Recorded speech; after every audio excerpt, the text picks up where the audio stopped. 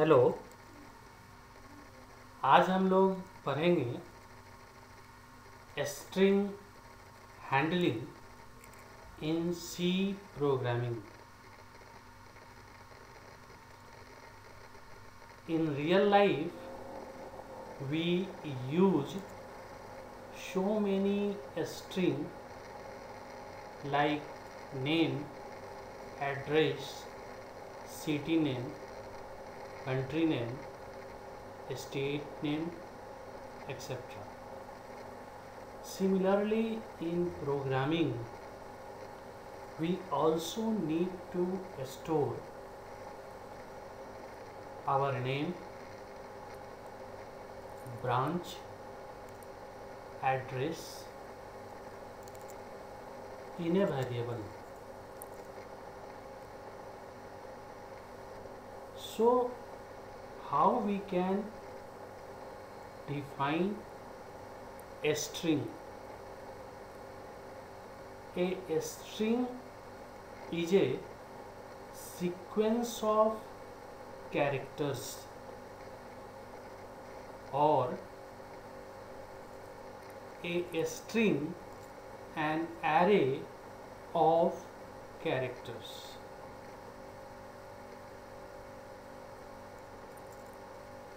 अब हम ये देखते हैं कि how we can declare a string variable in C. तो सबसे पहले डेटा टाइप कैर लिखेंगे, उसके बाद स्ट्रिंग वेरिएबल नेम लिखेंगे और इंडेक्स के अंदर साइज लिखेंगे और सेमीकोलन लगा देंगे। ये सिंटेक्स है स्ट्रिंग वेरिएबल डिक्लेरेशन का। सबसे पहले हमें कैर लिखना है, कैरेक्टर डेटा टाइप। उसके बाद स्ट्रिंग वेरिएबल नेम लिखना है और फिर इंडेक्स के अंदर साइज स्पेसिफाई करना है, कितने नंबर ऑफ कैरेक्टर्स चाहिए हमें, और लास्ट में सेमीकोलन में। अब हम देखते हैं कैर str6 और यहाँ पर हम साइज नहीं भी लिख सकते हैं, दैट इज ऑप्शनल भी हो सकता है। और then assignment operator, opening brace, single quote कंस, hello. Here we have stored hello. This declaration allocates the memory of 6 bytes to store the string. एक चीज और हम लोग जानना चाहेंगे कि how we can represent a string in memory. So in this way we can, like an array of integers, we can also store array of characters, set of characters. So here H is the first element, E is the second, L is the third, L is the third, fourth, and O is the fifth. So each character in the array occupies 1 byte of memory, and the last character is always null character. ये जो नल character है ये इस बात को बताता है कि ये end of character, end of character. The elements of character array are stored in contiguous memory location. So we can think this null character, ये जो null character है, एक्चुअल में ये एक टर्मिनेटर है, स्ट्रिंग का टर्मिनेशन पॉइंट है, and point है।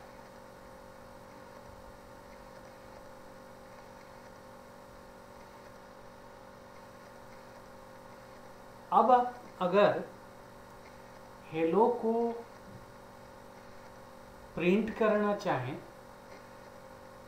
यूजिंग while loop, तो first of all we have taken a variable I and initialized to 0. Then while statement I less than equals to 4, opening brace, printf, double quote, %c, double quote close, comma, str of I, parenthesis close, semicolon, I plus plus. अब इस loop के सहारे 1 by 1 character, और हम ये कहें कि ये स्ट्रिंग हेलो डिस्प्ले हो जाएगा।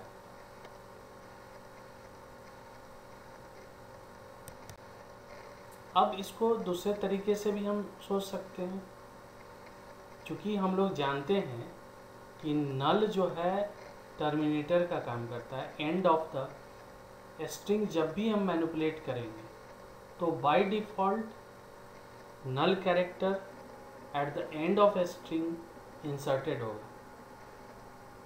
सो हम इसको सोच सकते हैं कि ये टर्मिनेटर, यहाँ से हमें एंड हो जाएगा, उससे आगे कुछ भी नहीं है।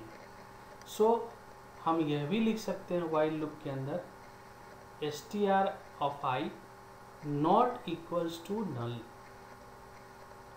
जब तक नल नहीं होता तब तक सारे कैरेक्टर को डिस्प्ले करना, यानी कि स्ट्रिंग को व्हाइल लूप के सहारे कैरेक्टर बाय कैरेक्टर हम डिस्प्ले कर सकते हैं। अब हम ये देखते हैं कि how we can perform reading and writing a string. हम स्ट्रिंग को कैसे रीड कर सकते हैं और कैसे राइट कर सकते हैं। The library function scanf can be used to read a string and printf function is used to display a string। और यहाँ पर like other data types, like the format conversion specifier for this string or sequence of character is %s। हम यहाँ पर conversion specifier क्या use करेंगे, %s, string के manipulation में। सो now let us see an example. Here we have declared str, a variable. It allocates a memory of 10 bytes. It allocates a memory of 10 bytes. क्यों? क्योंकि each character requires only 1 byte. So total 10 byte memory space ये allocate करेगा। So using printf we going to printf और scanf we are using to reading the value from the user, taking input from the user. So enter the string and then scanf double quote %s double quote close comma str। फिर after reading हम चाहेंगे कि उसको display करें, so we are using printf parenthesis double quote string is %s double quote close str string variable name closing parenthesis semicolon. और यहाँ पर जो आउटपुट होगा, अगर हम इसमें इनपुट अमित करते हैं, अमित नाम का स्ट्रिंग इनपुट करते हैं, तो आउटपुट अमित होगा। ठीक है। स्ट्रिंग मैनिपुलेशन के अंदर स्कैनफ स्टेटमेंट में एम्परसेंड सिंबल हम यूज नहीं करते। याद रखना है, स्ट्रिंग मैनिपुलेशन में हम स्कैनफ जब यूज करते हैं तो वहाँ पर एम्परसेंड का साइन हम यूज नहीं करेंगे, ओनली वेरिएबल नेम ही लिखेंगे। नाउ लेट अस सी, लेकिन ये स्कैनफ फंक्शन के कुछ ड्रॉबैक है। ये ड्रॉबैक क्या है? Scanf function is used to read a string from the user, ये हम लोगों ने देखा। But as soon as it finds a space between strings it terminates. Suppose हम अगर अमित के जगह पे अमित कुमार स्टोर करते हैं, तो वी कैन सी कि अमित और कुमार के बीच में स्पेस है। तो जैसे ही ये अमित रीड करने के बाद स्पेस को फाइंड करेगा, ये टर्मिनेट कर जाएगा, उससे आगे वो रीडिंग हमारा स्कैनफ फंक्शन नहीं करेगा। सो this is the drawback. So it as soon as it finds a space between strings, it terminates or ignores to read remaining characters in a string. वो बचे हुए स्ट्रिंग को, कैरेक्टर को छोड़ देगा। अगर हमारा इनपुट अमित कुमार होता है और स्कैनफ फंक्शन से हम अगर रीड करना चाहते हैं, तो it will only read and store Amit, it left the another part Kumar. क्यों? क्योंकि अमित और कुमार के बीच में स्पेस है। So this is the drawback of scanf function. To overcome the problem with scanf function, C language provided a predefined functions gets and puts। Gets and puts. Gets क्या है कि gets function किसी भी string को space के साथ reading कर लेता है और स्टोर कर देता है, और डिस्प्ले के लिए प्रिंटफ का काउंटर पार्ट पुट्स भी है। So let us see how we can use. हमने यहाँ पर एक स्ट्रिंग वेरिएबल लिया है str, और इसकी साइज जो है 15 है। It allocates 15 bytes of memory. It creates a string variable str of 15 bytes of memory space. Now we are reading a string using printf and gets. Printf parenthesis double quote, enter the string, double quote close, parenthesis close, semicolon. Now gets parenthesis के अंदर string variable str, parenthesis close, semicolon. ये gets जो है ये scanf के जगह पे हम यूज कर रहे हैं, और ये gets जो भी हम इनपुट करेंगे स्ट्रिंग उसको रीड कर लेगा और जाके स्टोर कर देगा। Now we want to display, so first printf string is double quote close parenthesis semicolon and then puts str. So when we will enter the string Amit Kumar, so our output will be a string is Amit Kumar.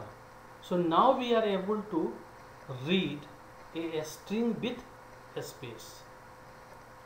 Okay, यहाँ पर हम क्या हो रहा है कि अब हम गेट्स यूज करके स्पेस के साथ भी अगर कोई स्ट्रिंग लिखा हुआ है तो हम उसको रीड कर पा रहे हैं.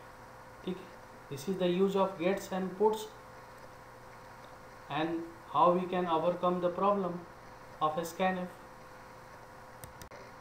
नाउ वी फोकस और हम लोग कुछ डिस्कस करते हैं predefined functions for string manipulation. ये प्री डिफाइंड फंक्शन में जो पहला फंक्शन है वो है strlen. strlen फंक्शन जो है, ये फंक्शन किसी भी गिवन स्ट्रिंग का लेंथ को, लेंथ कहने का मतलब है कि उस स्ट्रिंग में कितने नंबर ऑफ कैरेक्टर्स हैं उस टोटल को काउंट करके बताता है. So this function is used to find the length of a given string and returns an integer value. अब इसके सिंटेक्स क्या है?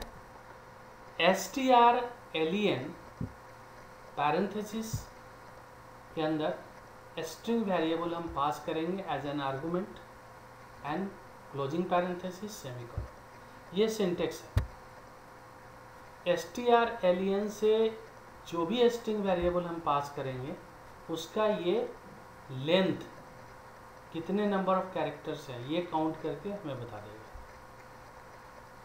अब यहाँ पर हमने एक वेरिएबल लिया है str और दूसरा वेरिएबल लिया है len, इंटीजर टाइप का.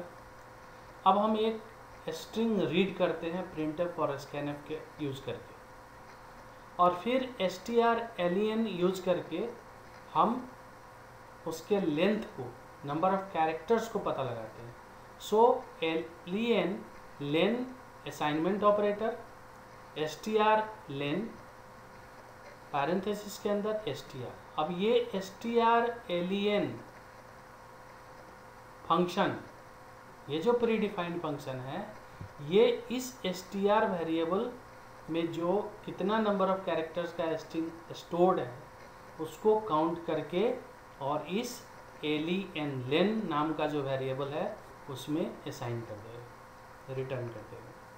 और नाउ हम उसको डिस्प्ले करके देख सकते हैं. सपोज कीजिए हमने अमित इंटर किया तो पहले उसको डिस्प्ले कर लिए और फिर लेंथ को डिस्प्ले कर रहे हैं तो ये दिखा रहा है हमें 4.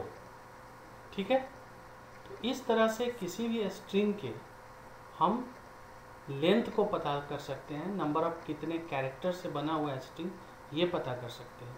तो strlen का ये यूज है. अब दूसरा है strcpy फंक्शन. strcpy फंक्शन का काम है, this function is used to copy one string into another string. इसका काम है एक का कंटेंट दूसरे में कॉपी कर देना. अब इसका सिंटेक्स क्या है? strcpy पैरेंथेसिस के अंदर string variable 1 comma string variable 2 parenthesis close semicolon. यानी कि लेफ्ट साइड में हम टारगेट स्ट्रिंग को लिखेंगे और राइट साइड में separated by comma source string को लिखेंगे. यानी कि लेफ्ट टू राइट कॉपी होगा. Content of str2 copied into str1, ऐसे भी हम लोग समझ सकते हैं. और ये कहें कि टारगेट हमको लेफ्ट में लिखना है और सोर्स राइट साइड में लिखना है. अब हमने दो वेरिएबल लिया है str1 और str2. str1 में हम वैल्यू स्टोर कर रहे हैं और फिर उस str1 के कंटेंट को str2 में कॉपी कर रहे हैं strcpy यूज करके. ठीक है, तो हमारा जो आउटपुट होना चाहिए वो दोनों सेम होना चाहिए. आउटपुट क्या होना चाहिए? सेम होना चाहिए. सो str1 में भी अमित होगा और str2 में भी अमित होगा। ठीक है, अब हम तीसरा strcat फंक्शन देखते हैं। ये strcat फंक्शन का काम है दो स्ट्रिंग का कॉन्कैटिनेट करना, अपेंड करना, जोड़ना। So this function is used to append और concatenate one string with another string. इसका सिंटेक्स क्या है? strcat string variable 1 comma string variable 2. So again string variable 1 is target and string variable 2 is source. So let us see. अब यहाँ पर हमने दो string variable लिया है, str1 और str2। एक में हमने अमित स्टोर किया है, दूसरा में हमने कुमार स्टोर किया है। अब strcat फंक्शन यूज करके हम दोनों ही स्ट्रिंग को अपेंड करना चाहते हैं, यानी कि str1 में हम str2 को अपेंड करना चाहते हैं, यानी कि जैसे ही str1 का एंड ऑफ कैरेक्टर आएगा वहाँ से str2 के कैरेक्टर अपेंड होना शुरू हो जाएंगे। जैसे str1 का लास्ट कैरेक्टर है t, उसके बाद k वहाँ से अपेंड हो जाएगा, k फिर u फिर m फिर a फिर r। इस तरह से जो कॉन्कैटिनेटेड स्ट्रिंग बनेगा, एडेड स्ट्रिंग जो बनेगा वो बनेगा अमित कुमार। ठीक है, नाउ अब हम लोग देखते हैं strcmp function. strcmp function, this function compares two strings. ये दो स्ट्रिंग को कंपेयर करता है, whether they are same or identical or not. और ये जो कंपैरिजन होता है ये कैरेक्टर बाई कैरेक्टर होगा। If they are same then returns 0। ये जो strcmp फंक्शन है ये क्या रिटर्न करेगा? 0। और अगर सेम नहीं है that means otherwise the numeric difference between the first non matching character, यहाँ ध्यान दीजिए, otherwise the numeric difference between the first non matching character in the string is returned. यानी कि कंपेयर करते वक्त जैसे ही मिसमैच मिलेगा, जो पहला मिसमैच मिल गया दोनों में कैरेक्टर, उसके आस्की वैल्यू के डिफरेंस को वो रिटर्न कर देगा। ठीक है, अब यहाँ पर हम एक एग्जांपल देखते हैं। कैर s1 यहाँ हमने स्टोर किया है हेयर स्ट्रिंग, दूसरा फिर स्टोर किया है सेम स्ट्रिंग। तो ये क्या होगा, हम यहाँ पर strcmp फंक्शन यूज कर रहे हैं s1, s2। ऑब्वियस है ये दोनों ही स्ट्रिंग सेम है, इसलिए जब कंपेयर होगा तो इट विल रिटर्न, जो डिफरेंस होगा वो 0 हो जाएगा। So both are same, both ASCII value is same, so it will return 0। तो हम यहाँ पर इफ कंडीशन अप्लाई करके इफ स्टेटमेंट के द्वारा इसको ऐसे लिख सकते हैं, x असाइनमेंट इक्वल्स टू 0।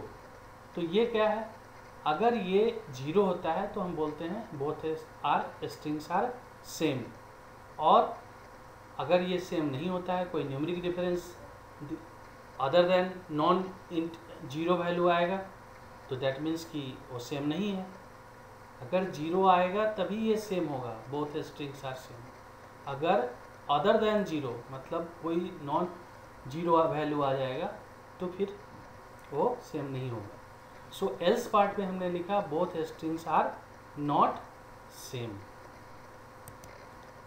अब यहाँ पर हम देखते हैं कि हम लोग जानते हैं कि आस्की वैल्यू अपर केस में A से Z का 65 से 90 होता है, lower case A to Z 97 to 122 होता है। अब यहाँ पर हमने दो एग्जाम्पल लिया है, कैर s1 there, char s2 there. इन दोनों में हम ये देखते हैं कि जब ये कैरेक्टर बाय कैरेक्टर कंपेयर करता है तो जो इसका फोर्थ पोजीशन पे, 0th 1 to 3rd पोजीशन पर, दैट मीन्स फोर्थ पोजीशन पे R और I है, पहला मिसमैच इसको यहाँ पर मिल जाता है, R और I। ये जो फोर्थ पोजीशन पर है R और I, अब ये दोनों मिसमैच है। अब इन दोनों ही कैरेक्टर के जो आस्की वैल्यू होंगे, अब हम लोग जानते हैं कि R का आस्की वैल्यू 114 होता है, I का आस्की वैल्यू 105 होता है, और इन दोनों का जो डिफरेंस होगा वो 9 होगा। तो ये strcmp फंक्शन क्या करेगा, दोनों के डिफरेंस को रिटर्न कर देगा, यानी कि यहाँ पर x इक्वल्स टू 0 नहीं होगा, यानी कि जो रिजल्ट आएगा वो 0 नहीं होगा। दैट मीन्स कि else part, if condition false हो जाएगा और both strings are not same. ये आउटपुट इस छोटा सा कोड का होगा answer. Thank you, please subscribe my channel. अगर आपको मेरा ये वीडियो अच्छा लगता है तो please subscribe. Thank you once again.